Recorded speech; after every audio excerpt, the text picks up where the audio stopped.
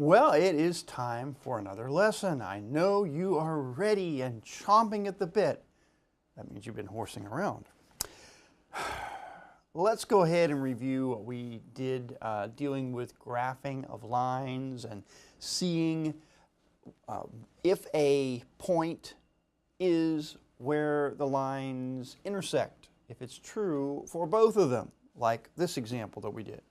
Determine whether 11, 2 is a solution. Is it true? Is it the intersection where it's true for both? So we put the 11, 2 in. Is 11 minus 2 equals 9? Yes. That's in the x minus y. And then 2x plus y equals 9. Is 24 equal to 9? No. So, therefore, is this a solution to the system? No, it is not a solution. Remember what that meant was that the first line, the x minus y equals 9, 11, 2 is a point on the line. Every time you try it on that line and it works, it's a point on that line. It did not work on the 2x plus y equals 9 line. So 11, 2 was not a point on the second line.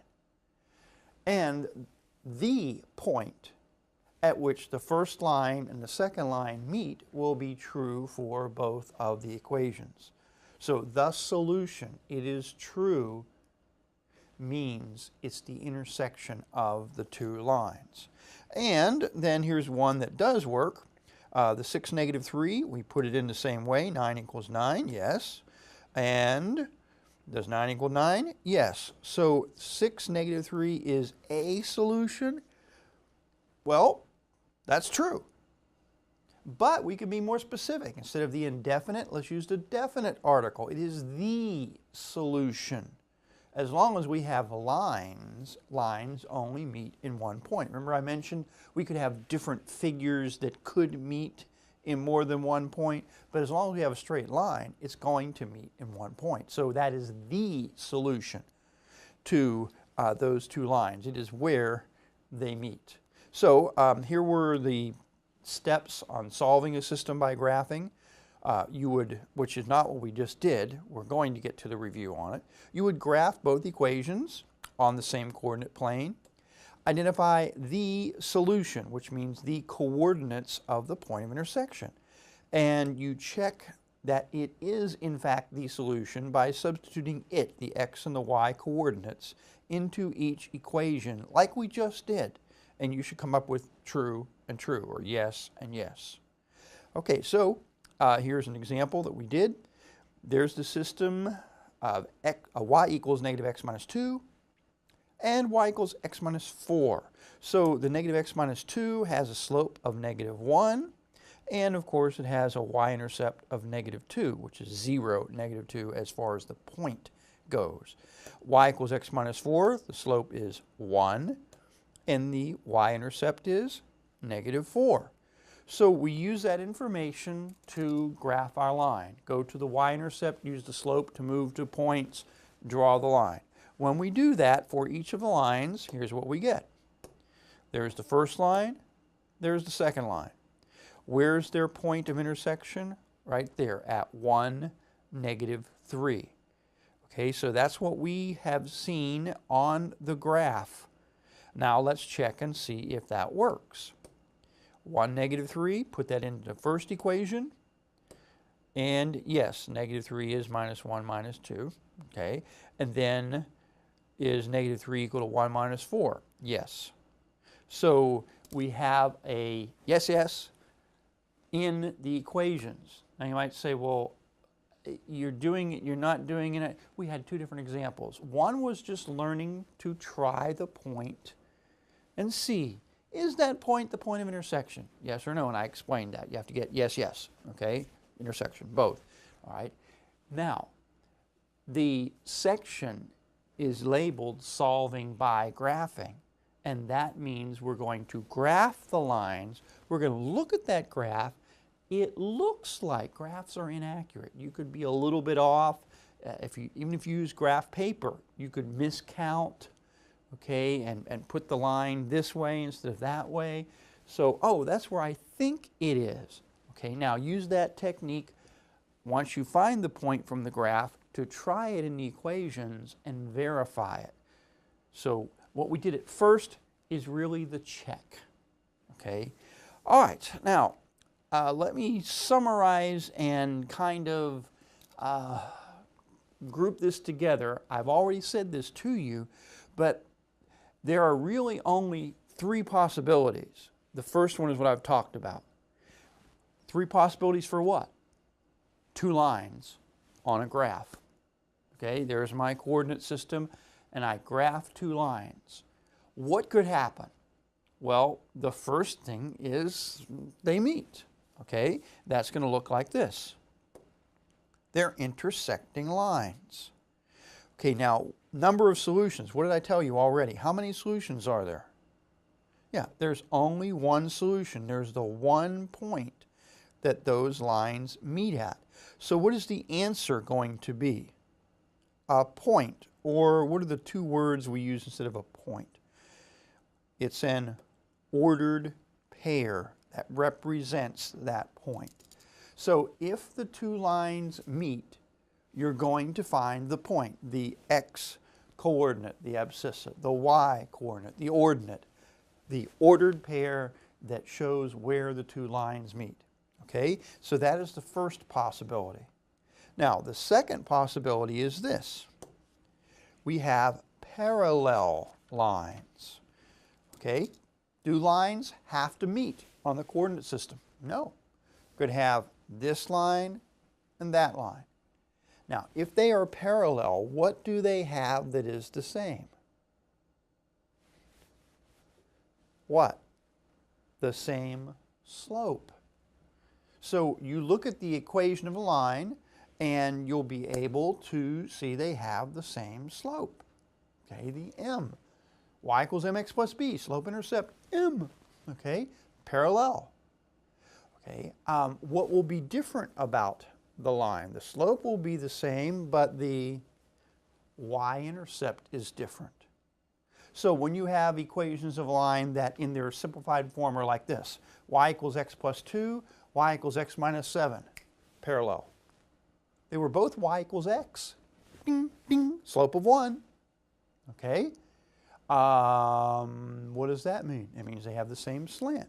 But plus 2 plus 7, one's 5, if you will, 5 units higher for any x value in the y than the other one is. So they're going to be parallel lines. They're going to stay that distance away.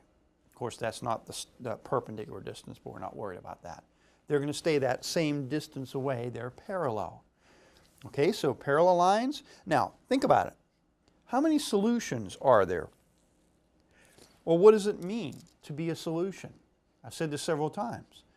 That's where it works on this line and on that line. It's true for this line. It's a point on this line, a point.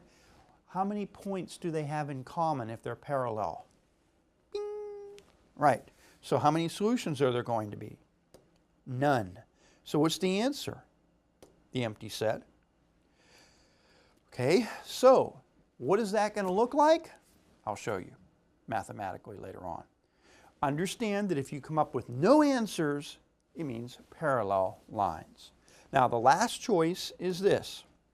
You have two lines that are actually the same line. Huh? Okay, you see y equals x plus 4. And then there's another one. It's a rearrangement of that.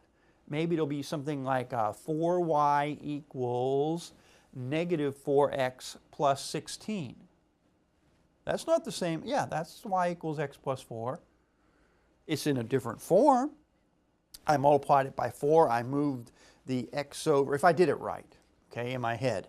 So they look different, but when you simplify that second one, guess what you get? Y equals x plus 4. So if you just went ahead and graphed the one line, graph the other line, it's the same thing, right? So the two equations can represent the same exact line, okay? How many numbers, how many points, I should say, how many points are going to be on both of the lines if they're the same line? All of them, right? Every single point that's on the one line is on the other line because the other line is the one line. So how many solutions are there going to be? An infinite number of solutions. So what's the answer? All of the points that are on that line. So here's what I'm saying. You know two lines intersect in one point. If they're parallel, you have nothing in common. If they're the same line, you have everything in common. So it's either all or nothing or one. You might have heard it's either all or nothing. Well, it's either all or nothing or one. All, same line. Nothing, parallel lines. 1 point, intersecting lines. Those are three options. All or nothing or one. Okay, let's look at an example of this. Solve the system by graphing. Okay, x plus y equals 3 in slope-intercept. Y equals negative x plus 3. And here's 2y equals negative 2x plus 6. If I divide by 2, guess what I get? Y equals negative x plus 3. Hey, that's what you just finished talking about. That's the same line. What a coinkydinky. Huh? What a coincidence. Do you ever walk in somewhere and you have on, of course, you know, studio friendly, wearing solid colors and that. You have on the same color shirt as someone. You go, what a coincidence. I didn't get that, whatever, green shirt memo. I tease about that. There's some people, sometimes it seems like, you know, 2 or 3 people in the building wear the same color shirt. What a coincidence. What does that mean? It means we wore the same thing. Same. Coincidence. Okay, take that and change the form to coincide. The lines coincide. They are the same line. That's the term that is used. These lines coincide. They are the same line. So that means when I graph them, you have the blue and the green. It's going to look, there's the green, the blue, and there's the green over top of it. They're the same line. So what's the solution? The line. That's what you write. You say the solution is the line. Y equals negative x plus 3. Okay, here's a second example. We have y equals negative x plus 3 and y equals negative x plus 7. You should realize what I said a few minutes ago about that. They have the same slope and different y-intercepts. This is up 3, this is up 7. Both of them have a slope of negative 1. So when I graph it, there's the one with an intercept of plus 3, there's with plus 7, and they both have a negative 1 slope. So they are parallel lines. What is the solution? Where do they touch? What do they have in common? Where do they coincide, if you will? Never. So the solution is the empty set. So now you've seen all three possibilities. We've looked at intersecting. It's a point. Coincide, it's the same equation of a line. The answer is the equation of the line. Parallel, same slope, different intercept. That means empty set, nothing, no points in common. All or none, or one. Okay, let's look at a real-life example. Drew is considering two options for financing a used car. The loan from Bank A requires $3,000 down and $250 a month. The loan from Bank B has the same interest rate but requires $2,000 down and $350 a month. Write a function rule to describe each financing option. Then graph the system to find when Drew will have spent the same amount of money. So we're going to make an equation that we'll put them on the graph and see where they meet. Equation for each bank. Wherever they meet, that will be the point where the money he is spending is the same at that x and y. Okay, now what equation do we make out of that? Well, you have something that's a constant and something that changes depending upon this. What? The down is the constant, and the how many months, that's, money per month. Okay, that money per month is our MX. Okay, because you put an X in and the amount per month stays the same. Okay, like $250 a month, $350 a month. Can you see that? The constant is our B. It's down payment. You have to put that in at the beginning. Okay, so understanding that, here's the two equations we write. Bank A, it's $250 a month. $3,000 down. Bank B, $350 a month with $2,000 down. Now, you can graph that. What I would suggest is on the y-axis. Now, you'll see it with the thousands, but you could just make it 1, 2, 3, 4, and then this way put THOU as thousands, so you remember the units, okay? But we had room, so we wrote those in there. Here's what it looks like. Okay, there's our line for B, blue line, Bank B, 350x plus 2,000.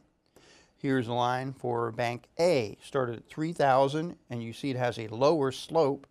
That's the 250x. And there is where they meet. And that's at the point 10, 5,500. So what that's telling us is after 10 months, Drew will have spent $5,500 on either loan. Now you can see at any particular point, like 2 months, 4 months, 6 months, I go up to the blue line first, so that means less money. But at 10 months, they're equal, and after 10 months, the blue line is ahead. The green line is the first one I'm going to go to, less money. So that's telling you that if you're going to pay the loan back in 6 months, then you should go with the blue line, with Bank B. But if you're going to be 2 years to pay it off, then Bank A will end up being less money to pay back.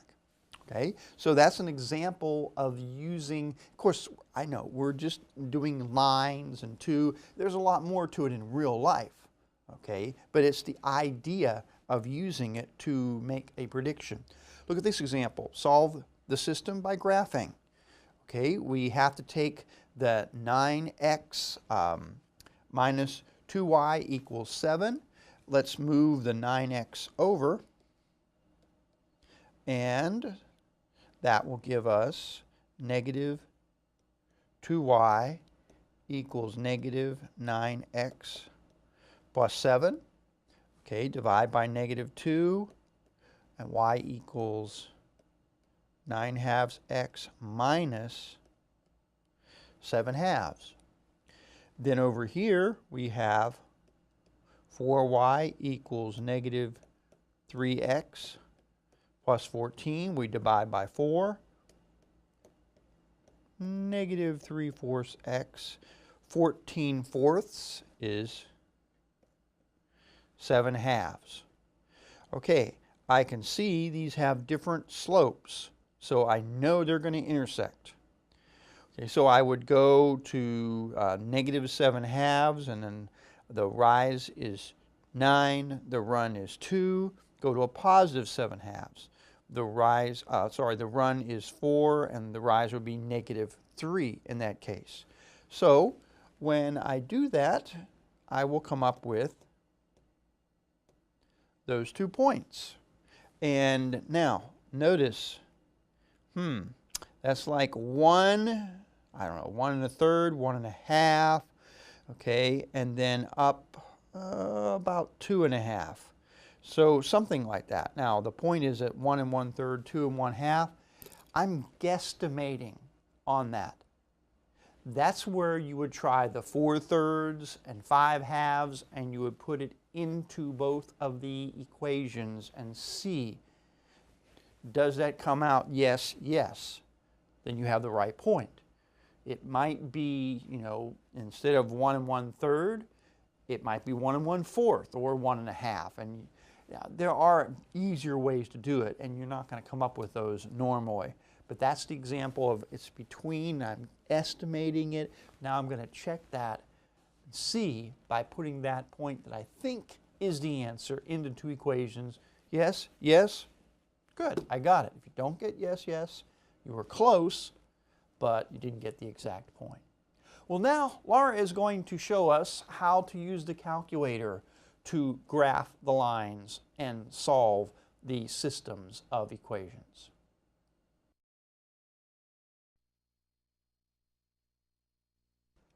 Welcome to today's Tech Corner.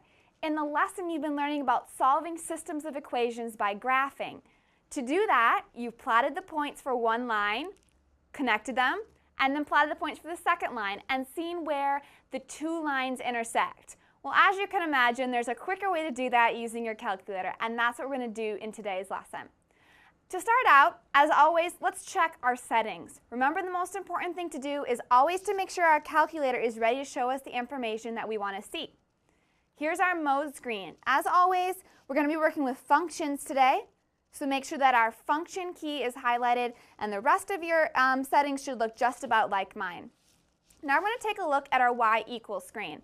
First of all, there should be no equations in our y equals screen because we're about to graph two different equations.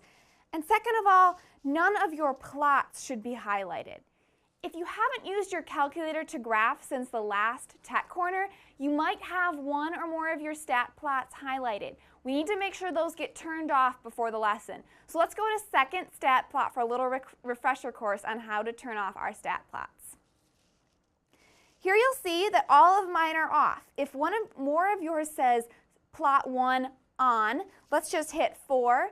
And remember, here's the plots off command, and we press enter. It tells us that all of our stat plots are turned off, and we're ready to graph our equations. So here we go. On our y equals screen, let's enter our two equations. Our first equation for today is going to be 2x minus 19. This should be easy for you by now, but if not, once again, let's go through it. 2, and then we'll use our variable key up here, x minus 19. And there we go. We have 2x minus 19 in our first equation field. There we have y1. That's our first equation. Now we're arrowed down to our second equation. We're going to enter negative 3x minus 2 for our second equation. Once again, negative 3, and then our variable key, x minus 2. Now we have our two equations all ready to go, and your screen should look just like mine. Now remember, our zoom key, remember from the last lesson we used zoom stat, and that put our x values at 1962 to 2008. Well, you're probably not going to see the part of the line you want to see if you keep your zoom set at those parameters. So let's go ahead and hit 6, and we'll look at zoom standard. And sure enough, our two lines will graph. There's one of them. There's the other. So here we have our equation 2x minus 19. And here we have our equation negative 3x minus 2. Remember, you can break the lines apart. We have 2x minus 19 right here with the slope of 2 and a y-intercept. But wait, we can't see our y-intercept, can we? Because it's all the way down here. Because our y-axis values are going from negative 10 to 10. And kind of the same thing with our other equation. We have negative 3x minus 2. So we have a slope of negative 3. And you can see our y-intercept, but we can't see the place where the lines actually intersect. And that's going to be very important for this lesson, that we want to be able to see the intersection of the two lines. So let's zoom out so we can see the intersection. I'm going to go to zoom, and we'll just hit zoom out. And we'll place your cursor automatically at the origin at 0, 0. And if you press enter, it will simply zoom out on that spot. Let's just go ahead and do that. You could always move your cursor so it zooms out on a different spot if you want to see a certain area. But here we go. We'll just press enter. And now it's showing us a much wider view. And now, sure enough, we can see the place of intersection. Like we did in the previous Tech Corner, if you hit window, you can see where zoom out took us. And sure enough, there we go. X min is now negative 40 and X max is 40. Y min is negative 40, Y max is 40. And that's why we can see the point of intersection. We can also see the y-intercept for 2x minus 19 that we couldn't see before. Now we want to determine what the actual point of intersection is. One way of doing that is to simply trace the line and try to get as close as possible to where those two lines cross. Let's do that first and see what we come up with. By hitting trace right here, it'll put us on one of the lines, and we can use our arrow keys right and left to move up the line a little bit. And sure enough, there we have an approximation. It looks kind of like we're close to the intersection, but do we know if we're exactly on it? I mean, we have two numbers here. We have x equals 3.4 with a lot of decimal places after it. We have y equals negative 12.19 with some more decimal places there. But there is another way using your calculator that you can find a more accurate point of intersection. And this will be very helpful to you. Instead of maybe zooming in on the spot and trying to get close, you can simply ask your calculator, where do these two lines cross? And to do that, instead of hitting trace, we're going to hit second trace, just like this. And that will bring us to our calculate screen. And you'll see all these different options right here. Now, in your study in Algebra 1, you may use a few of these first ones, like minimum or maximum. They'll tell you the lowest point on a graph or the highest point on a graph. The one we're going to use today is number 5, intersect. You'll notice there are some other options on here. You probably won't get to these until pre-calculus or maybe even later in your study of math. So right now, let's just use number 5, intersect. So let's arrow down and press enter. And here your calculator is going to ask you, which two lines are we finding the intersection of? So here we go, first curve. It's a question. All right, let's arrow up to give our calculator a little bit better idea so we can see our cursor. And you'll see in the upper left-hand corner of the screen we have y1 equals 2x minus 19. Your calculator is telling you which line you're currently highlighting. All you have to do is press enter. Now it's going to ask you, what is your second curve? Or which is our second line? And here we have it. Negative 3x minus 2 is our second curve. And to select that, all we do is press enter. And now it's going to ask you to estimate, where do you think the approximate point of intersection is? And you can, if you want, go up a little bit and try to get as close as you can. Remember, this is about what we had before, 3.40 and negative 12.21. And now if you press enter, your calculator will calculate where your exact point of intersection is. And sure enough, there it is. X equals 3.4 and y equals negative 12.2. You'll notice both of those values are really close to the ones that we estimated, both when we were finding the point of intersection using the calculator and when we were tracing. But using the calculate intersect function on our calculator, we can get a more accurate point of intersection. Well, that's all we have for today, so I'll see you next time.